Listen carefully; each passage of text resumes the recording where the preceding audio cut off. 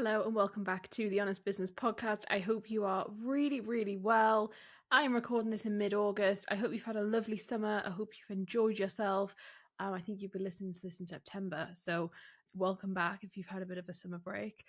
I today want to dive into the episode of trying to find the right clients. This is something that over the last few months has come up quite a bit with clients, whether that's talking about misaligned clients, talking about clients that haven't really been a fit in the business, whether it's people learning about what the right client for them is going to be, whether it's around how do we find more of this type of client. And so I thought, let's do an episode on it, because if clients are feeling it, listeners will be feeling it too. And it's a conversation that's an important one, because it might just be kind of one or two little tidbits that you take from this that actually can create a big impact in your business. So when we are talking today around like finding the right clients for your business so that you can kind of grow and kind of scale in the way that you want to, there's some sort of previous steps back that we need to take. So the cost of misaligned clients is something that is really critical for people to understand, because I think sometimes when people aren't a good fit and are in your business, you don't kind of realize the impact it's actually having. And sometimes it's hard for us to see in the moment that someone is a misaligned client. And sometimes, money is such a key part of business in terms of survival, in terms of thriving, in terms of being able to deliver on so many goals that often business owners have, that sometimes it's hard for us in that moment to really acknowledge and see, oh, this is a misaligned client, this isn't the person for us, and we need to do something about it. So just as a quick one, in terms of what does that look like in your business and what does the impact have, you will have increased stress as a business owner if you're dealing with misaligned clients. And this can literally just be one. It doesn't even have to be that you've got a whole roster of misaligned clients. It might just be that you have one, and that in itself is enough for you to sort of think, oh my goodness, this is taking up so much of my time. I've just had a conversation this morning with a client who is dealing with a client issue like this, and it's not feeling good, and it's increasing their stress, and they're feeling quite frustrated about it, and it's really tricky. Something you will also see if you have misaligned clients is there's sort of more conflicts that you feel like you're having in your business. There may be this kind of low energy, you maybe feel disconnected, you find doing other things that are going to move your business forward tricky, such as marketing, sales activity, network, and that sort of thing. Your profit margin issue is going to be there. So whether you see this instantly or whether you see it further down the line, if you have misaligned clients, it will be lowering your profit margin. It will be zapping energy, zapping time, zapping all sorts of different things away from your business. And so it is a really key issue that you have to solve and you have to get on top of if this is something that you are dealing with. And the other piece that I think is really important for businesses, especially depending on what industry you're in, is the reputational damage issue that comes up with trying to work with misaligned clients, because often when they're misaligned, they won't understand the value and they won't be appreciative of what you've done for them. And that is where the issue normally kicks in, because you then end up with potentially people sort of sharing things that they shouldn't be sharing, and creating a reputation for yourself that is not necessarily true, but through the eyes of the misaligned client can be. On the flip side of that, in terms of when we think about having the right clients and what does that mean for you in terms of, okay, well, if we fill the business with these amazing clients that are really great, something we need to think about of the benefit of seeking those out is this idea of, hopefully you're going to get more referrals, and on that point of reputational damage, hopefully the opposite will happen. Hopefully you're going to have real advocates for your business. Business stability tends to be stronger if you've got a real roster of lovely people. And you've also got, having the right clients often leads to an increase in higher lifetime value of customers, which is often a key thing we talk about in terms of how do we really nurture the people that are already in our business. And lifetime value of customers is immensely important when you're scaling and when you're growing, because you need those core people who love what you do and want to continue to work with you. So really taking the time to find the right clients does matter. And I see it, often with people, if they're trying to grow at quite a rapid pace, sometimes there is this ethical dilemma that some people face where they have to make a decision. Okay, well, this person's happy to join us, but even though in your gut you know that they're not maybe the right person, and there's this sort of debate in your head where you have to go through of, well, are you going to go ahead with that or are you not? And hopefully this episode's going to help you with how you can find more of the right ones. Before we go any further, there's something I really need to stress that really overarches the whole of this episode, which is if you want to find the right clients, you must know and understand who your ideal client is, which I know sounds so annoying and basic and kind of repetitive and that you hear all the time, but it is so incredibly true. When people struggle to find the right clients, often it's because they struggle to really identify who their product or service is for and who they're trying to target. So my first pointer is, the more clear you can get with who your ideal client is and who the right clients are and how you identify them and how you want to attract them, that will make the whole process a lot easier. So go round the exercise of figuring out who your ideal client is and keep doing it. It's okay if that changes. It's okay if it adapts. But you must know at all points, who are you trying to communicate with and who are you trying to work with? And in the same breath of that, saying no is often more important than saying yes. And what I mean by that is like when you get that moment of somebody saying, yes, I want to work with you, and you're sat there going, I know that they're not 100% the right person. Often, and not always, but often the right answer is no. And I think many people know this. I think many people have found this out the hard way, or have had an experience where they go, I know that this answer should have been no. I know the problem is I shouldn't have worked with them in the first place. Don't get me wrong, sometimes you might be in a place of business where you haven't got the privilege of being able to say no. And it's important for us to recognize that, because people shouldn't be demonized for saying yes to working with someone if, they need the money. And actually you can deliver a solid service and you can deliver the service that you're suggesting to them. And it's not a case of you're mis-selling someone. It's just a case of there are other people that could potentially be better fits. That is a different issue, yeah? But if you're in a position where you find yourself saying yes a lot of the time, even though you know that really actually there's not the perfect person, then you need to look at what I'm about to talk about in terms of how we can find more of them. The other thing I would get really clear on is, what is the perfect person for your offer versus what is the offer meant for? Like, who is the offer meant for? What are they trying to do? Kind of what can they bring to the offering? Because this is something, again, that like we don't have to have it where every person is a perfect fit for the offer, but they do need to be the ideal client. And I think that's another differentiator, that sometimes people go the other way of being too picky, and they will say no so much that they're waiting for this like unicorn person to appear, which, like, if you look at your market size, is unlikely to happen. Potentially, I'm just assuming there, it might not be. So in terms of how can you find more of the right clients, here's some pointers. Refining your messaging is super important. So when you're crafting really like compelling messaging that speaks to the person that it needs to speak to and is really clear in how it can help them, that is really going to help to make sure that you actually start attracting the right people. And the way that people go wrong with this, and we're going to sort of, I suppose this episode's going to delve into sales strategy to some degree and kind of sales psychology even, is if you're speaking to somebody who is too advanced from who you're helping, it won't hit properly. If you are trying to speak, often people do this where they make it really negative. So if you're speaking to someone's pain points, that's fine. And for some people that will work, and for some industries and some services that will work for.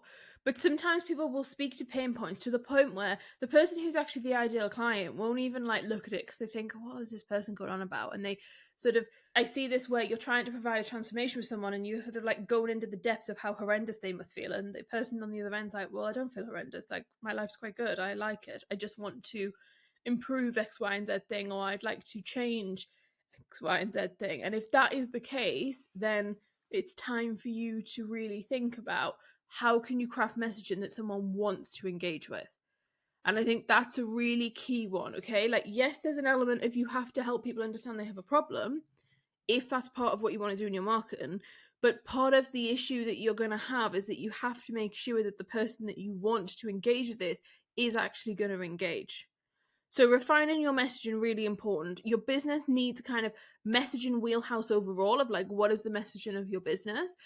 And then you also need, and you can have secondary messaging to that, but then you also need messaging for specific offers or services within your business. So whatever it is that you want to sell that you know that you're not attracting the right clients into, because it's often an offer or service issue. Like sometimes people will say to me, this service or offering's fine, it fills with the right people. This one, however, I can't sell, or I struggle to sell, or it's a bit of a nightmare to sell, and I don't understand why. Often it's because the messaging of that hasn't really hit with someone. And it doesn't mean that you've created rubbish messaging if it hasn't converted. It just means that the messaging wasn't right for the person that you're trying to sell it to. So really thinking about what is your messaging, and is that, and testing it, and is it connecting with the right people? The other piece of that is strategically looking at what marketing channels are you using. So sometimes it can be a case of you're attracting the wrong client because actually you're not placing yourself where they're hanging out, where they're spending time, where they're connecting with things. And so that can be an idea of a process of thinking about, well, where do people engage on what platforms, and where do they hang out? And are they in the headspace at that moment to take a piece of action? Now, some people might say to me then, well, okay, if I'm selling something that's business to business, are you saying then I can't then go on TikTok? Because actually when they're scrolling on TikTok, they're at home or they're in bed or they're winding down for the day. And obviously the answer to that is no, because actually TikTok is a fantastic place for B2B business. It's not just for direct to consumer.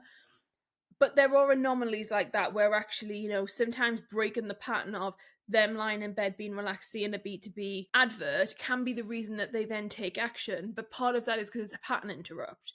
And this is where like sales psychology layers on top of it. So it's not the case of I'm saying if you're selling B2B, you have to post on LinkedIn because that's where they're going to hang out at 9 o'clock on a Monday morning. It might not be. But also it might be an interesting place. It's more about you understanding what data points can you take from your business and what do they suggest to you, and what do they potentially say that might work. So for example, do they listen to a podcast? Okay, well, great. What podcast? When do they listen to a podcast? What are they doing when they're listening to the podcast? Those kind of insights are quite helpful for you to really check that you're using your marketing channels in a strategic way that is actually useful for finding the right clients. Because you will get a different type of client based on what channel you use. Now, obviously, channels cross over and people shift, and some people are on all channels and they consume stuff from everywhere. But most people tend to have a kind of one or two main channels, and then they have sort of subsequent. And I'm talking about, social media platforms, for example, or maybe it's, events. Like maybe your right client, like your ideal client is hanging out at events, and that's where they buy a lot of their stuff for their business, but you don't go to any events. And so you're missing out on this whole group of people that would actually be perfect for you. Likewise, if you sell direct to consumer, it could be an idea of, well, in the summertime and there's festivals and there's events, like what kind of festivals or events can you tap into that client being there and adding that additional touch point? And I know that this is all a bit like theoretical and fluffy to some degree and a bit strategy based, but you need to think about this before you're taking all of your action. Like if someone comes to me and says I'm really struggling to find the right clients, that is a marketing strategy issue. That is ultimately what you've got. You're either generating leads and they're the wrong leads. It's not usually a sales funnel problem. It can be if you've got dream clients coming in, but the wrong ones are converting and all of the right ones are leaving. That can be a sales funnel issue. But most of the time, it's around this idea of you're not accessing the people that you want to access, and you're not the people that, if you are accessing them, are not connecting with the content and not switching on and are just kind of like, oh, that's not for me. And if they can't self-identify themselves as a potential person that you're trying to speak to, they will walk on by. Another great example of this is if you're someone who is helping someone, let's just say you're a coach and you're helping someone in a specific, like, I don't know, industry. Let's just take hairdressers, for example. Maybe you're someone who mentors hairdressers, or you help hairdressers, or you do something with hairdressers. And whether it's coaching, whether it's mentorship, whether it's a course, whether it's a membership, like anything like that, right? If you're trying to help advanced hairdressers expand their business and be able to make more money without them trading their time one-on-one, you are going to have to do different content to attract that versus someone who is trying to start a hairdressing business. I'm trying to make this really simple, by the way, just to kind of deliver the point. On those two sections, what might happen is sometimes people will say, if we go with the example, the first one of, they're trying to help people expand beyond where they're trying to get to, and expand make money without them trading their time.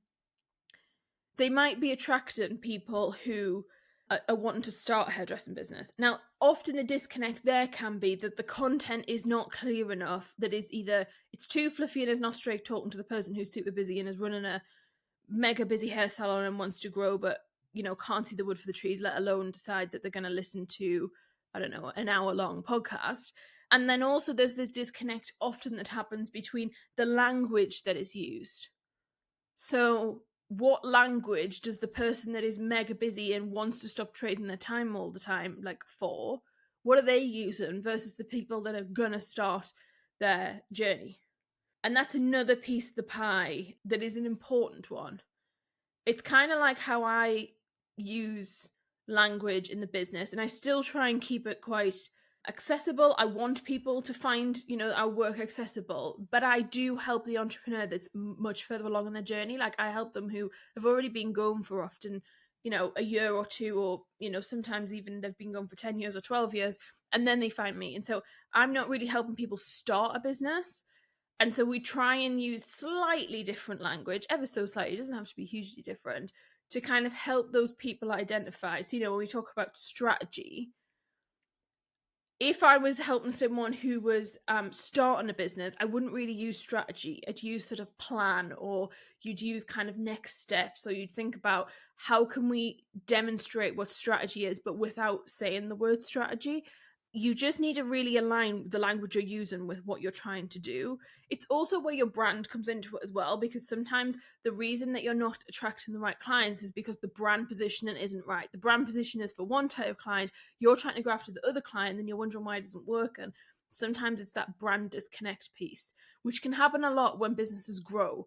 Often when businesses grow, if the brand hasn't kind of been developed along with it, or the brand wasn't set up in the first place to be able to grow to a certain point, that's when you can kind of come up with sort of roadblocks and issues.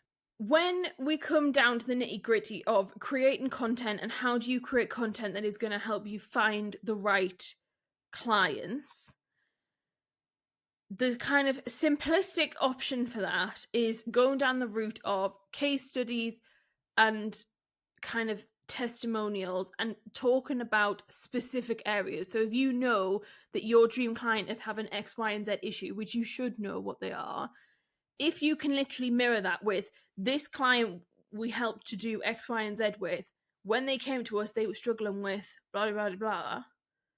Here's how we managed to change that.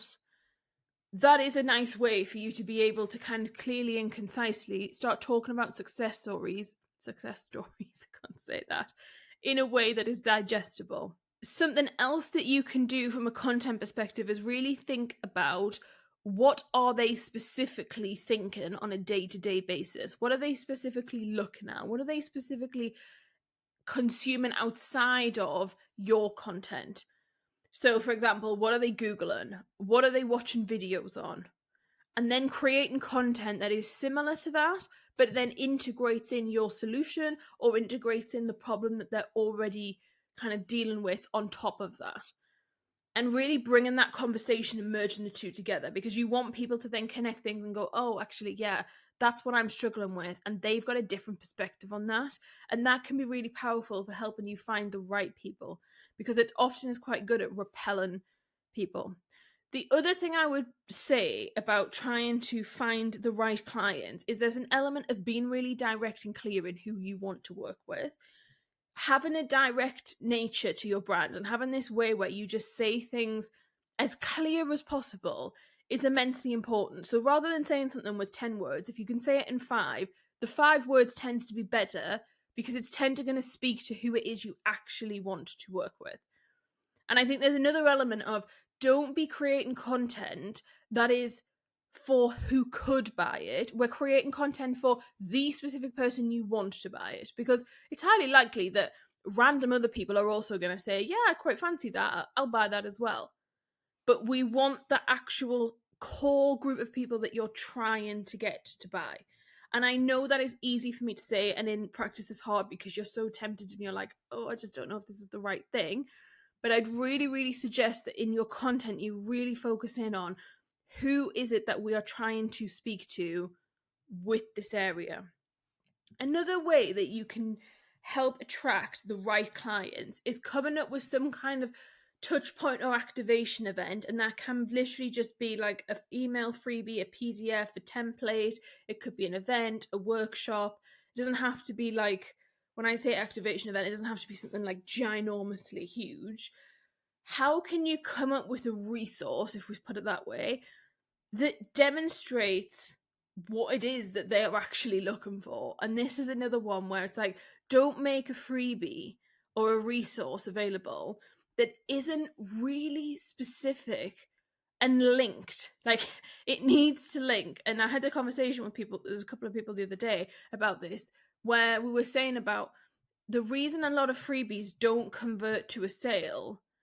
I mean, and there's many reasons, but one of them is this idea that if it is not connected and it does not make like really simple sense, I'm talking like one point leads to the next point, and the gap that is then there is the hole that needs to be filled by the paid offer, that journey needs to be seamless. So if you're going to do like a white paper, or you're going to host a workshop or a free event or some kind of thing, try and make it as specific to the perfect client, like the person you want.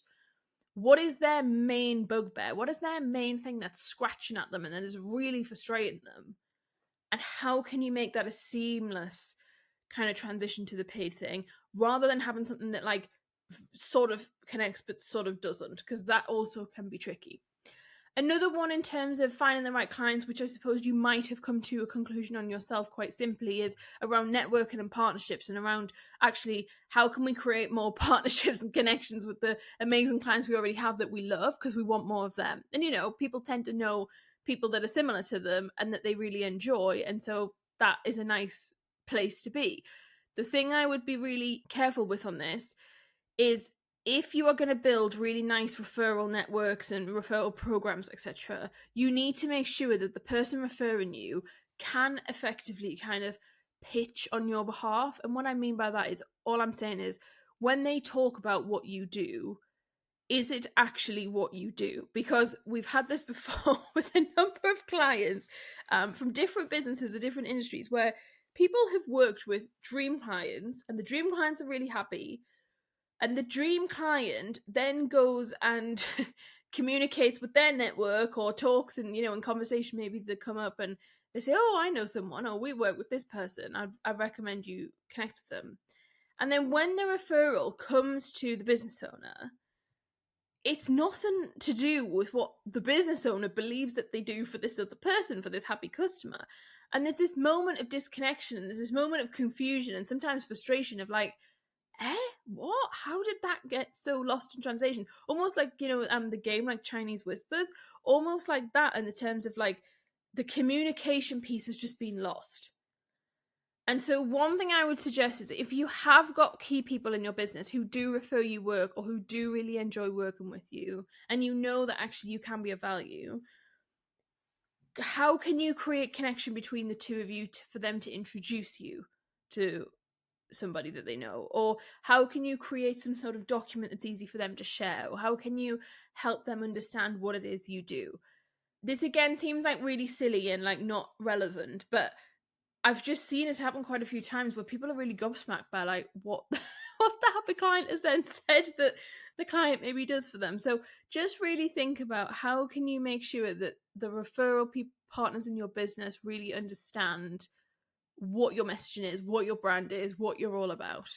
And it might even be that you ask them, you know, can they bring 2 or 3 people with them? That then helps you control that more. And sometimes that's easier to do than others. Something I wanted to talk about to end off this episode was around once you've got those people coming through your sales funnel. So once you've got people inquiring and you think, yeah, these might be the right people, what do you then do with them to check that they are the right client? So pre-screening is important, and many of you will do this already with like application forms, with the questions you ask at the consultation phase. Like, you need to have some sort of process where you are understanding what their issue is, how you're going to help them, and also what they've tried in the past is often a good option, because what they answer to those questions will massively dictate whether you think yes, they're the right client, or no, they're not. And so really thinking about how do they work best? What is their communication style? Really trying to like dig into the things that you know are a like decider for you. So for some people, it's like how they communicate is a yes or no. If you are a VA, for example, or an OBM, or some sort of person that is providing service and almost joining a business as like a fractional team member, often how the business owner who's potentially hiring you is going to communicate is like a decider for people. Are they flexible? Are they not? Do they want it all over email? Do they want it over some sort of project management tool? Like, really figure out what are the things you need to know and understand. And over the years, this has gotten more and more strong for me. Like, we have added things, we've taken things away, like on application forms, and when I speak to people at consultation phase, like, we've really tried to go further and further into this, because the more clearer you can get at that point, it tends to be the better outcome that you get overall of a project. Some red flags to watch for, because I think people often think, like, what's some key red flags? Unrealistic expectations from the client side is a massive one for me. Like, if someone comes and is like, I'm going to do this with you and I expect X to happen, and I'm the first person, I'll just turn around and be like, hang on a minute, I cannot promise you that, or I think that's really unlikely, or you're like, that can be achieved, but it's not going to be achieved in X time frame.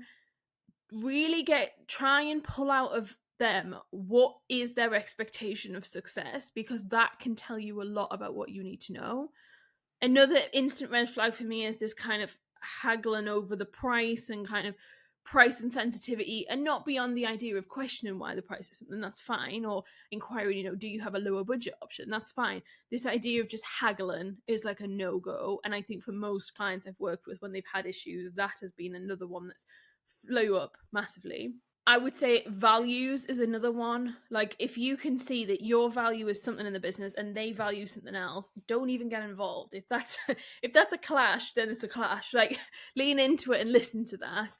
I think boundaries is another one. You can even ask people, like, what are your boundaries at work, or what would your boundaries be on this project?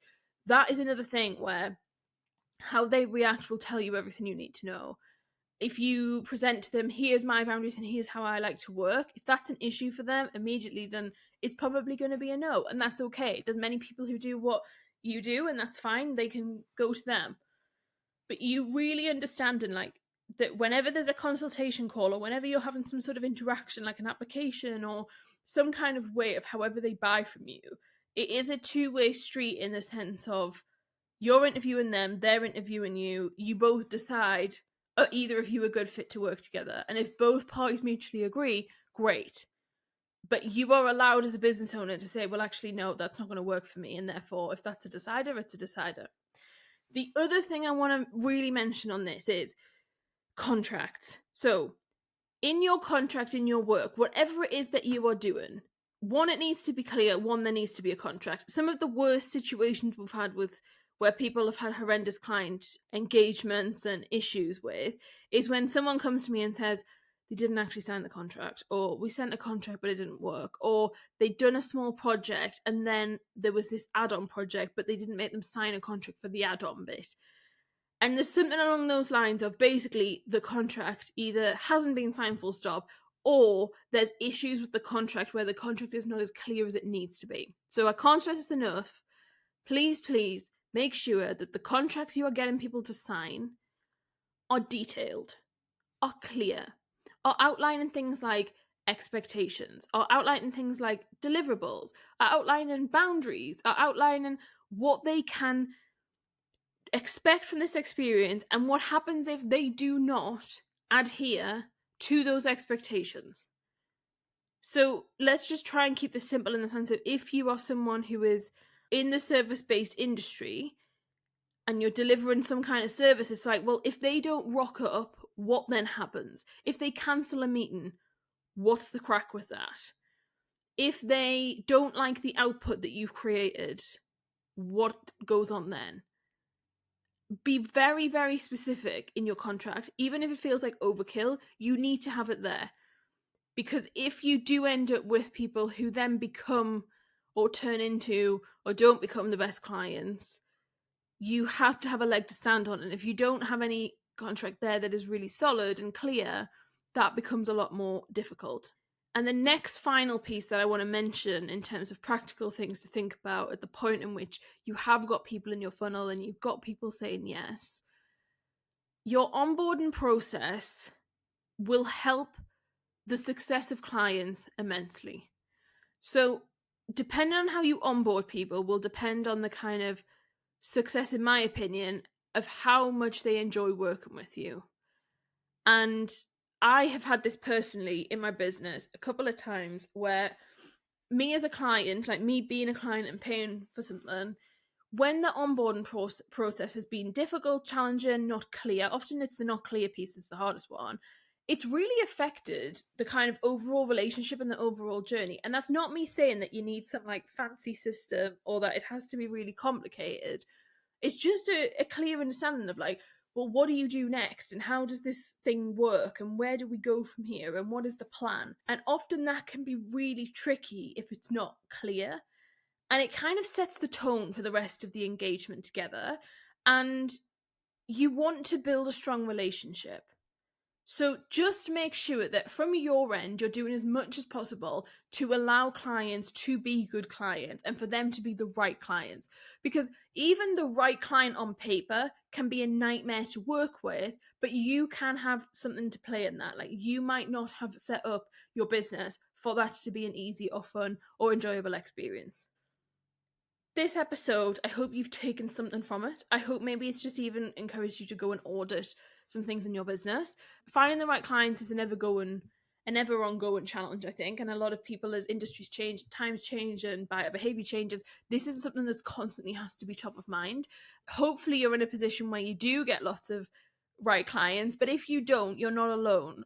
It's very normal. It's something that we talk about quite a lot with clients around, how do we find more of those beautiful, amazing people that we really love to work with? And I massively think what you put out externally is what you're going to attract in. And what I mean by that is just this idea of what we talked about content, about marketing, of like, who are you putting out and presenting to the world in terms of your brand? That is going to massively help in terms of who you attract into your world and into your beautiful ecosystem as a business owner. I hope you've enjoyed this episode. I will speak to you next week in a new episode. But for now, feel free to check back and listen to some of the other previous episodes that's in the back catalogue. There is a lot now. It's tons and tons and tons. I'll speak to you next week. Take care. Bye.